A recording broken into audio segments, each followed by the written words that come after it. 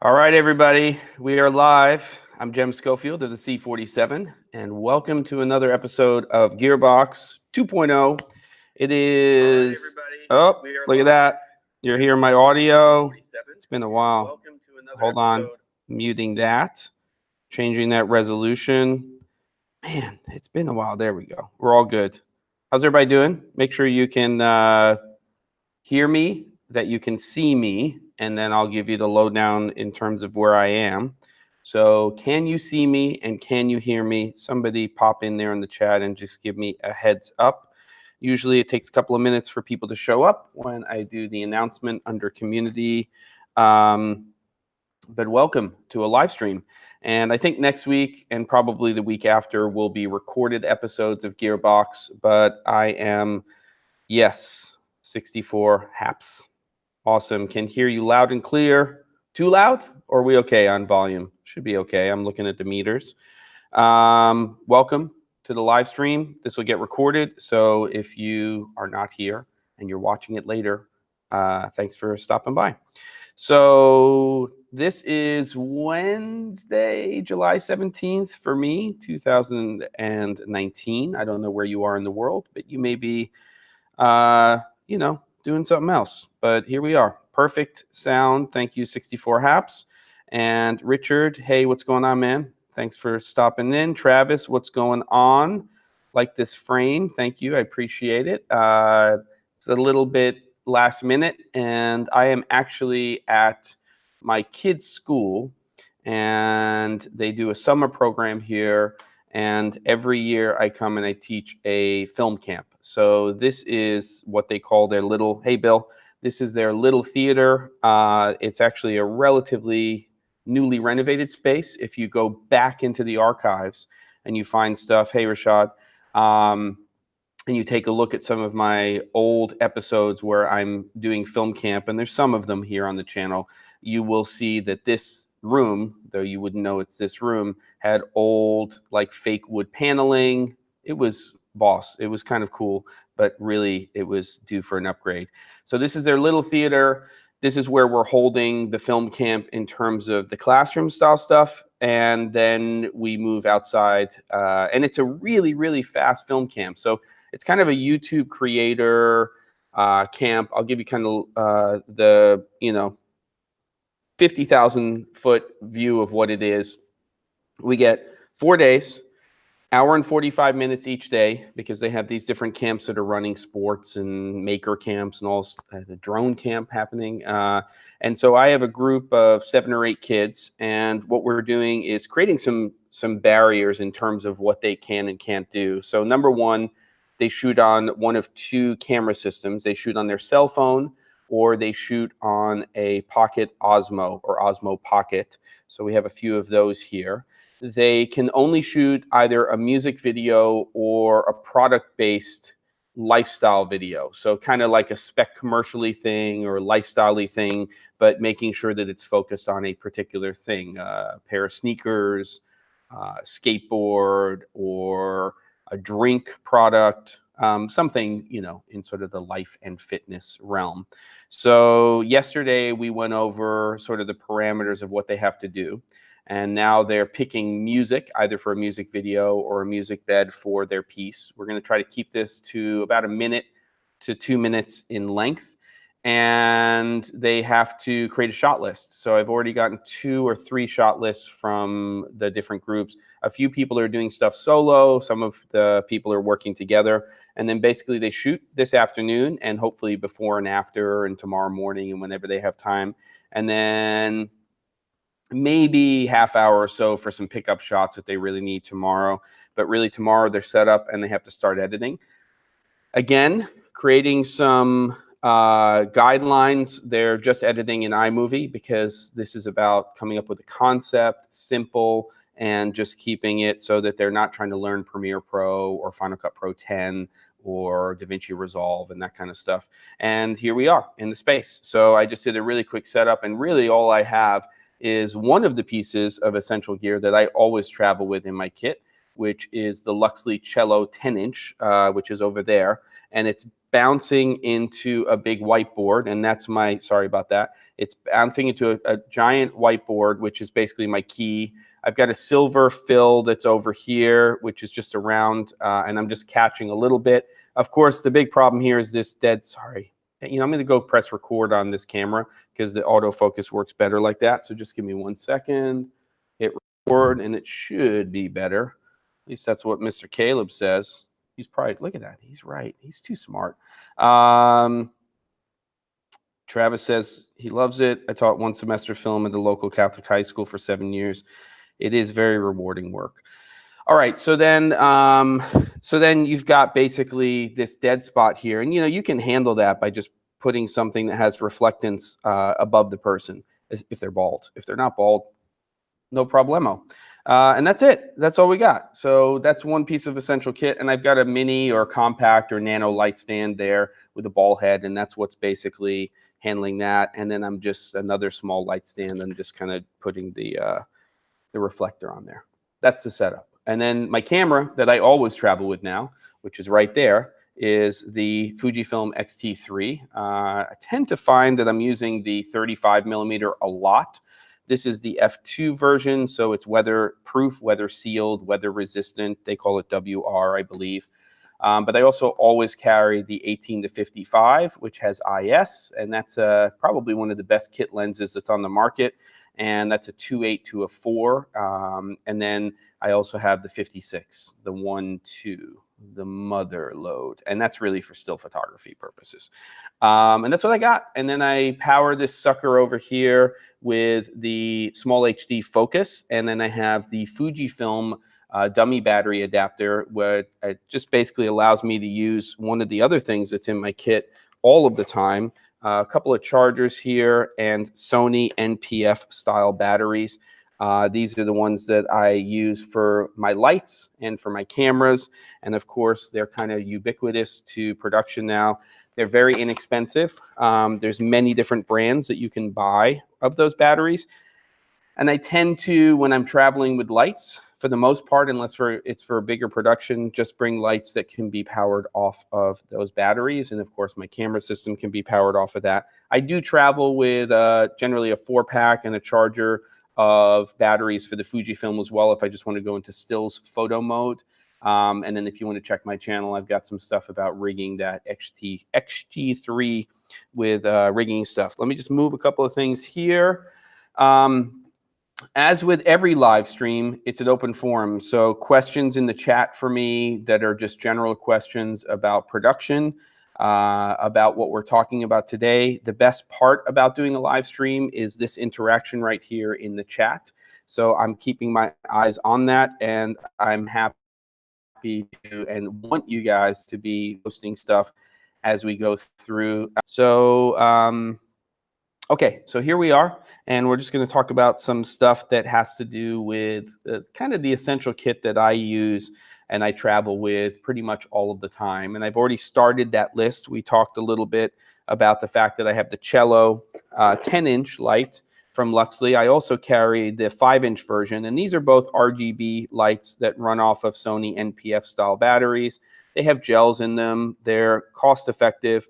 And I did actually lower the bandwidth bill. So hopefully this will hang tight, and we will see if this holds where it should.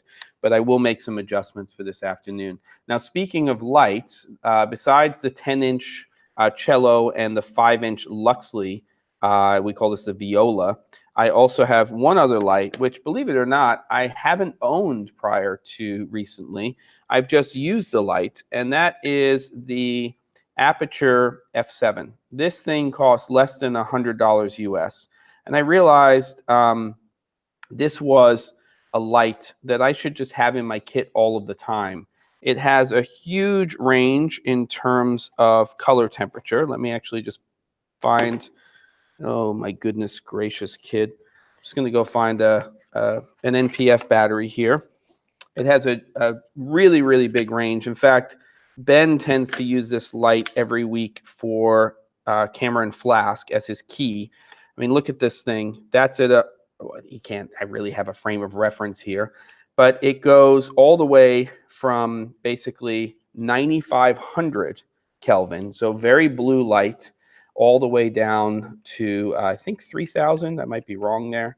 It's 3,200. Okay, so it's 3,200 to that. And there you go. I'm just bouncing off of that reflector right there. That fills in that little dead spot on my head right there. Bill asks, have I compared the F7 to the 528 or 672? Not compared. No, but I just love the fact that these things are so small and I can bounce them off of reflectors and other things. And that's really the other thing that's in my kit all of the time are collapsible reflectors. Usually 5-in-1s where I have silver on one side, gold on the other side, white on one side, black on the other side, and then in the center is basically a diffusion panel. And that seems to be a good way to go. So this is like a no-brainer, is to get this F7 and just have it in your kit. And I absolutely love those Luxli lights. Let me get rid of this. This is something I've talked about many times before. This is a 6-foot by 6-foot light grid cloth. It's silent light grid cloth from Matthews Studio Equipment, and I carry that along with some tie-offs and some little A-clamps or grip clamps, and this basically allows me to take virtually any light source that has some output, and I can just soften it and create a really nice soft key. It's about $120, and I've got to say it's one of the best investments that you can probably make in terms of a light modifier. If I just dropped that on the floor. If you like to side key, or if you don't, you should start messing with that. It's great because you can just take a bigger light source, well, a smaller light source, and make it into a bigger light source using that 6x6. You can scale down that concept and you can travel with a 4x4, but I really love that extra surface area because if you lay that down and you're actually side keying, one of the things that's great about such a large surface area is it will tend to wrap and you can actually create some separation over one of the person's shoulders when you're pushing your light source through there. So you can take something like, you know, well, any square-based LED solution and just back it up enough that it's filling that 6x6.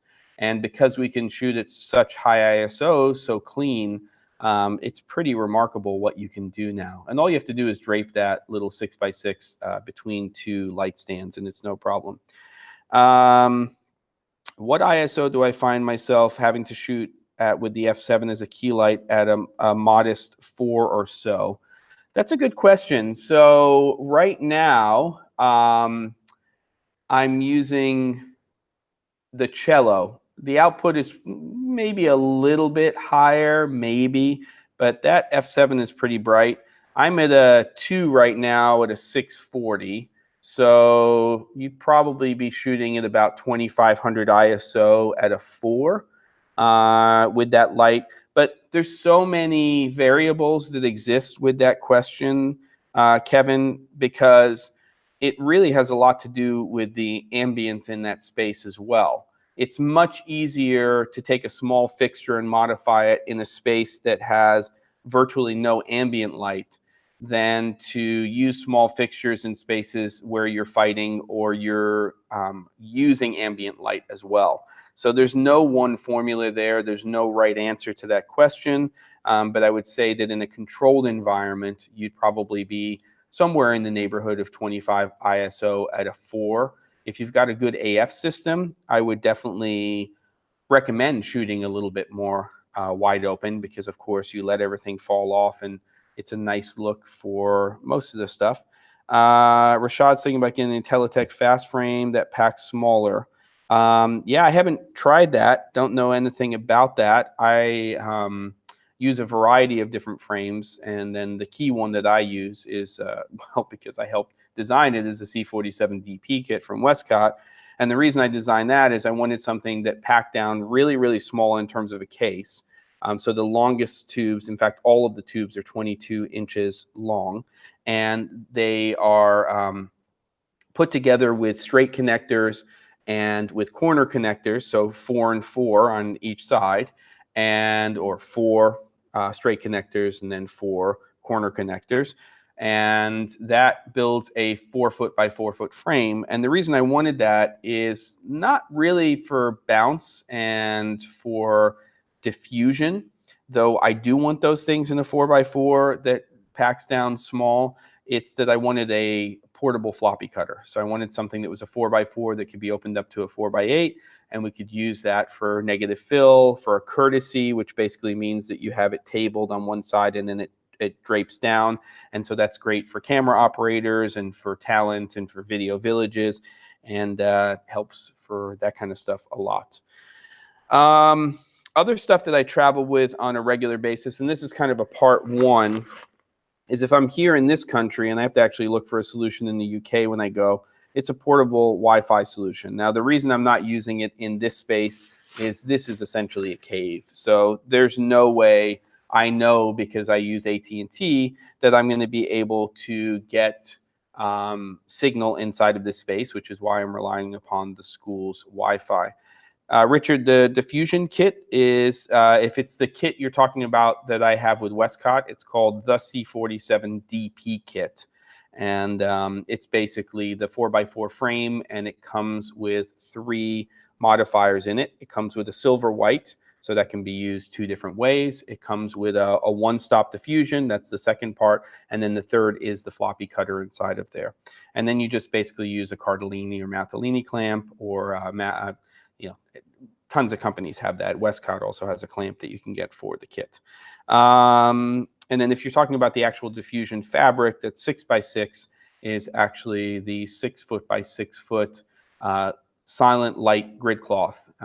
It's a half grid cloth. Half doesn't mean half a stop, by the way, when you talk about grid cloth. So actually, no, I lie. That's a 6x6 silent light grid cloth. And I don't know, it's probably like 1.2 stops or 1.5 stops. It's a beautiful thing. All right, what else we got? Some other things I've talked about, and if you want to know more about them, I have some videos on them on the channel, so at least some of this stuff. This is the Lumu Power. It's a little incident light meter, and it is also and this is the part that I use most of the time, it is, come on kid, there we go. It is a color meter. And so this is the incident meter right here.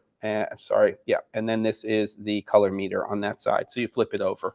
And really amazing piece of kit. I use that in a couple of different applications, and I use it with my iOS device. And the first application is just to get a sense of what the ambient color temperature is in the space. And then that'll give me an idea as to whether or not there's a little bit of a magenta or a green shift in that space as well.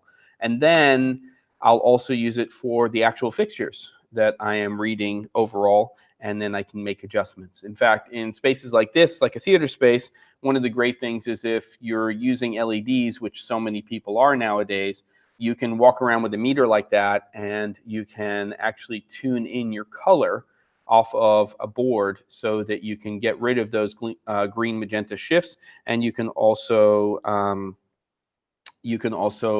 basically match the color temperature all around.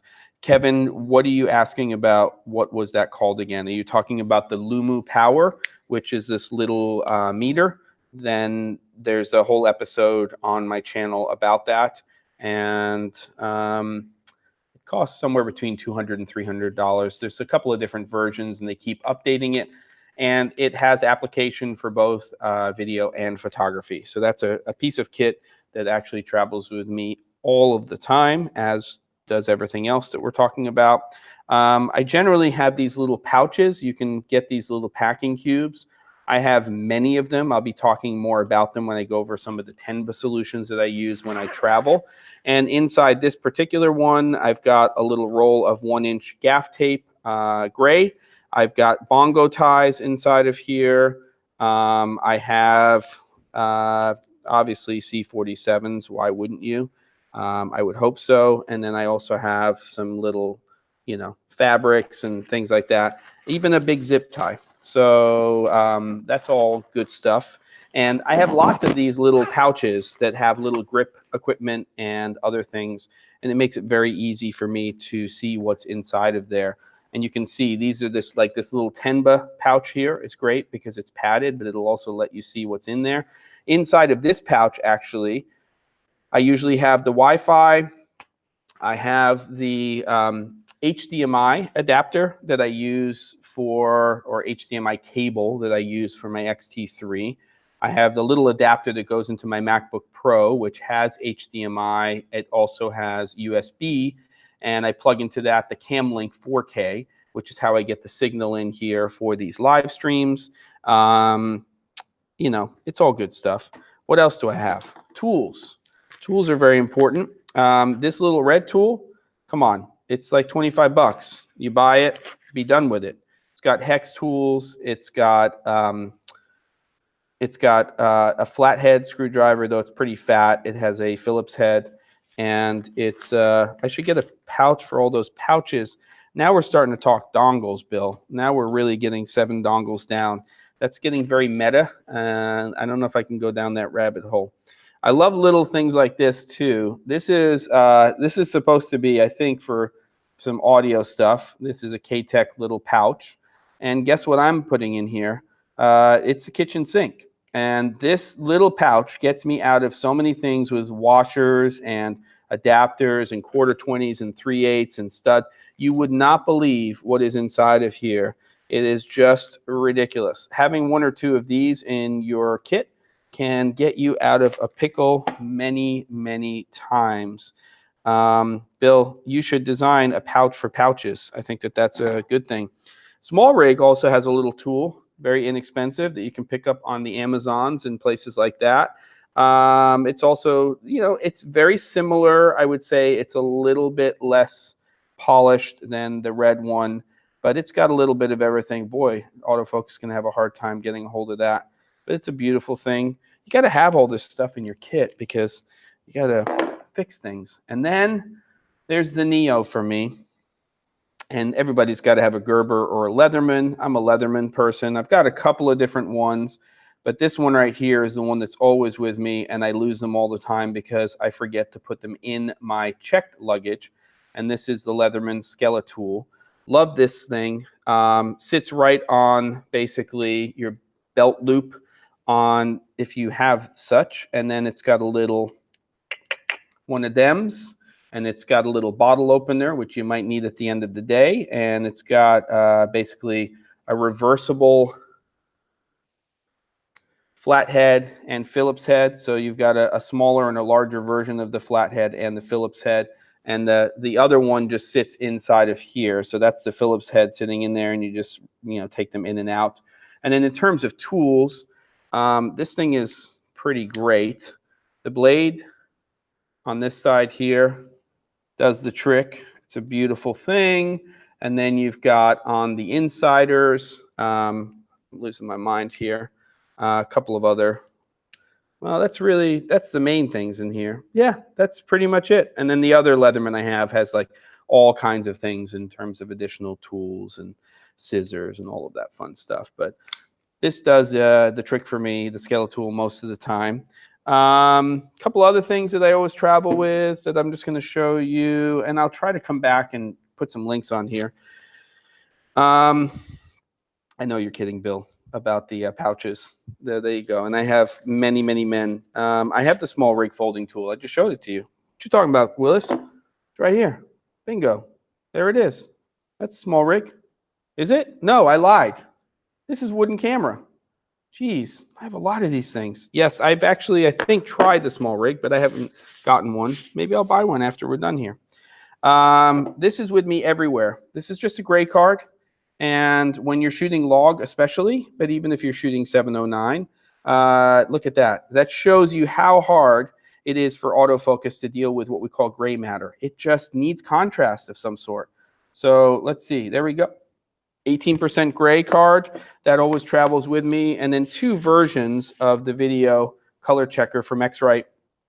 This version, I have the Mongo one as well, and then also I have the little small one that goes, it's in the little hard case, and I use them all the time. So those are in my kit all of the time.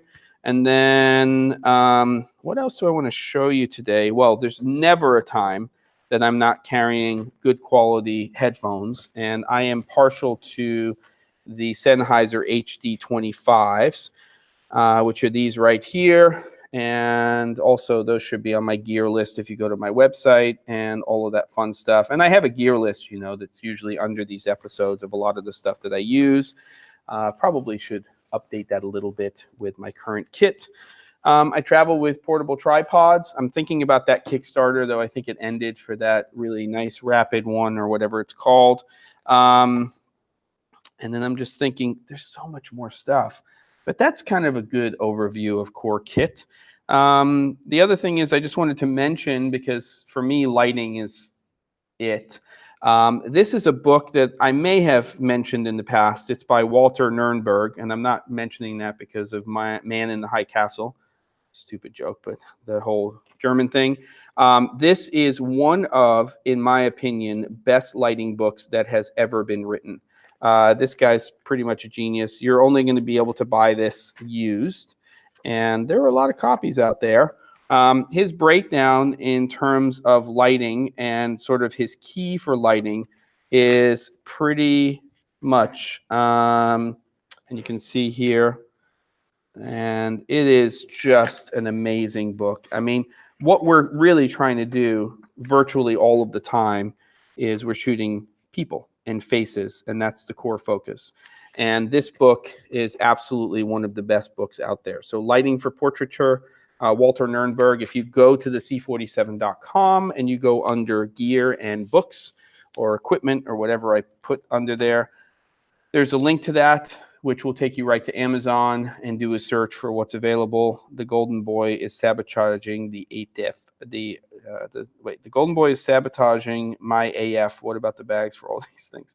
Bags for all of these things. Well, that's not, I'm kind of not set up for bags, but I will tell you verbally what bags I'm using on a regular basis. I am using the TENBA Axis 20L or 20-liter bag for a lot of stuff now. And I love that bag because you can fit not only a lot of stuff into it, but it also has a dedicated laptop sleeve. So I'm usually traveling with my 15-inch MacBook Pro, 15.4-inch, and I need something for that.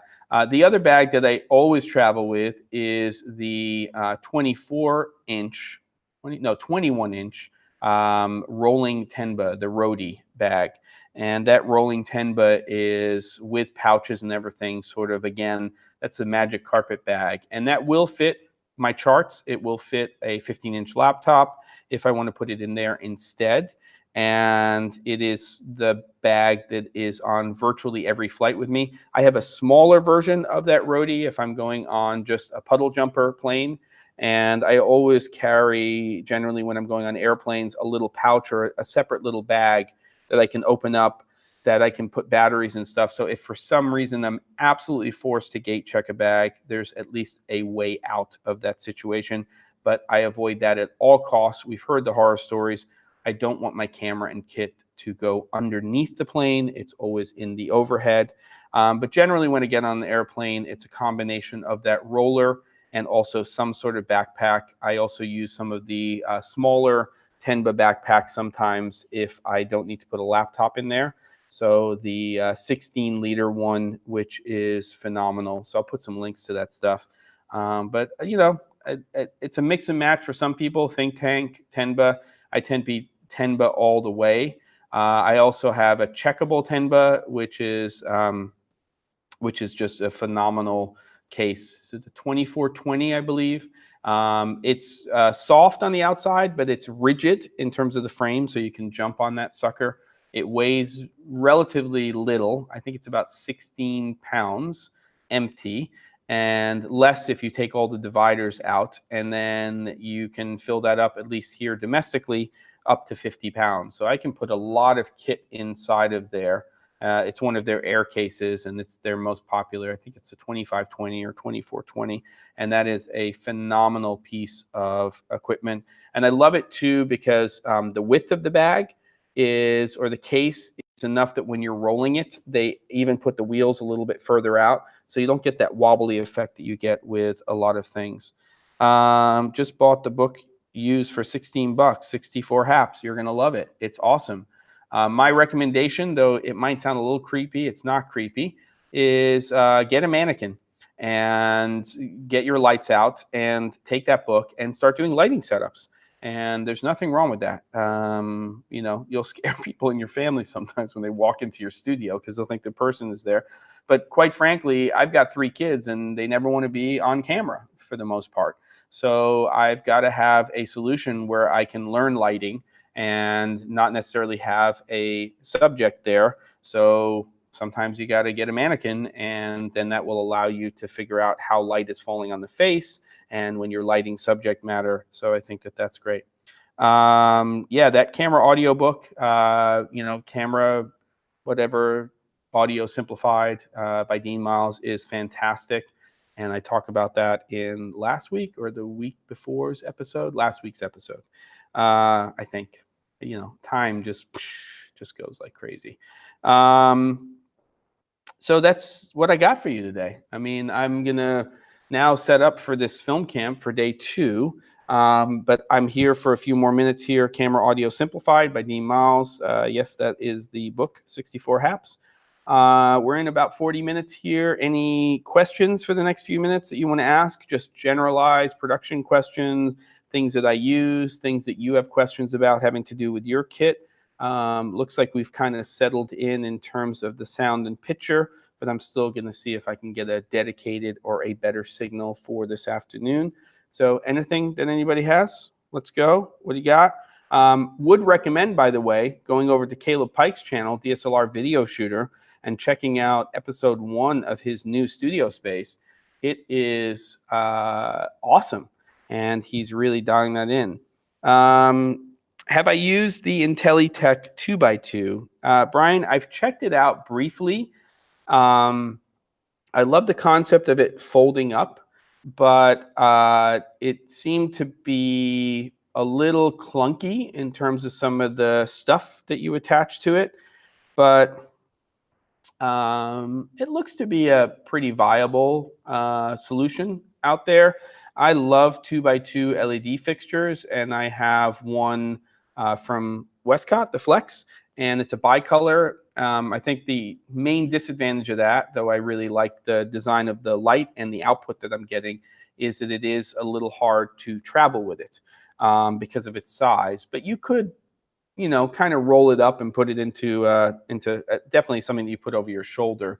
Anything that gets longer than about 20 inches, 19 to 20 inches, becomes difficult for traveling. That doesn't mean that it can't open up. So that's why reflectors are great, because reflectors generally will collapse to 1/3 of their actual size when you close them up. That's kind of the math behind it. And basically, you know, we just keep seeing more and more of this great lighting coming to market. Light stands, basically what I am using when I'm traveling are what are called compact light stands or nano stands, and they're made by lots of different companies, Impact, WESTCOTT, Manfrotto, and I have ones from different manufacturers, and they sometimes come with smaller lights as well. And I really like them because their legs fold up into the actual light itself, and they're relatively small, and I can fit those into bags. Sometimes even a 21-inch roller, depending on the manufacturer and how long it is, collapsed. You can actually fit it on a diagonal in a rolling bag. So Brian's saying that the IntelliTech's dropped in price, and you're looking for a portable large source that can run on batteries. Yeah, I mean, you're gonna need a lot of batteries to run a 2x2. You're generally running something like that on 2 14-4s or 126-volt battery, depending on how they design the system. If it runs on a single 14-4, my guess is if it's a 2x2 mat, then your output's not going to be nearly as high as if you were using something from another manufacturer that had a 2-battery solution, or if you were plugging that into the wall or mains. Do Canon DSLRs need occasional recalibration for focus, etc.? Well, you can have back and front focus issues with DSLR cameras, but generally it's a combination of course, the lens and the camera body. And what you basically have to do is you have to get your lenses quote unquote calibrated to your camera body. And you can in fact do that. You will find that there are charts that you can buy and you can do tests. And then what you can do is you could send that into Canon, generally your camera body with your lenses. I don't know what the charge is for that. And if you really needed to make sure that you were right on the money, and where this really comes into play is when you're talking about pulling focus, right? So if you are relying upon a camera system and you have your sensor plane and then you want to put a lens on there and you're looking at your lens markings and you want to make sure that they are right on, and you don't have back or front focus adjustments, which you sometimes do with cine lenses, then you're going to probably have to send them into your manufacturer and see if they'll do a calibration for you. David, bit late. Yes, we're doing a wrap here. If you've got a quick question, I'm down for a question. Anything else that we want to talk about just to sort of wrap up this episode? And as I'm waiting for a last question or two or three, I do want to mention again that Cameron Flask is definitely on for today. It is getting pushed by 15 minutes. Is that the right way? I think you say pushed. So it's going to be 15 minutes later in terms of start time, and that's because I'm doing a film camp in this space. We end at 3, and I'm going to need, 10 minutes or so to kind of get ready. I'm probably going to keep my setup here so that everybody can do that. What camera am I using today? Brian, I'm using the FUJIFILM X-T3, and I'm actually hitting the record, but you can see sometimes it gets funky with that autofocus in terms of depending on what it's trying to latch onto. But if you put your hand in the place that you know where that box is, then it can be pretty fast. But it gets a little funky. AF in general is funky sometimes. Travis asks, when doing a half-day shoot interview, how long do you usually like to get in to set up, especially if you're a one-man band? So if I can't pre-scout the location, and even if I can, I try to get in at least an hour before I'm rolling camera. That doesn't mean that I always have an hour, but that's what I'd like to have. And part of the reason that I travel with certain things is that I need to have some tools with me that let me get into fast setups. I mean, one of the best things that you can do is have a high output light source with a large softbox with modifiers. I mean, there's nothing better than setting up a Gemini 1x2 or a Sky Panel S30C or S60C and a couple of Astras and pushing those through like a 3-foot by 4-foot softbox or Octa, and having like magic cloth on the outside, an Aputure 120D2 or the just to be released 300D2, and then something like the Light Dome with magic cloth and a grid, because you're handling a lot of spill in that situation and you're making a big, large, soft source. And the beauty now with LEDs is they're not hot lights in the sense of what talent feels. They're very hot. LEDs produce a lot of heat, but that's dissipated in different ways depending on the fixture. So you can walk in a light relatively close, just on that edge of comfort level for personal space for your talent, and then you can dial it down because you can shoot sometimes at a higher ISO in your camera, and you can make it incredibly comfortable in that space and just get that key in really, really close, get that really big catch light in the person's eye, and just make it really, really comfortable for them. I shoot in difficult locations like warm to hot factory settings. Have you had problems with overheating cameras? I have solution. Well, Richard, there's no one solution to that because it really has to do with manufacturer. And I think one of the reasons that Fujifilm is probably making APS-C cameras with the video settings that they have in them and keeping them in in the way that they do is because they want to keep that camera body small. They don't want it to be incredibly large. And in that type of situation, that's really important. I got people coming in, so we're going to wrap up the live stream, and I'll see you guys later.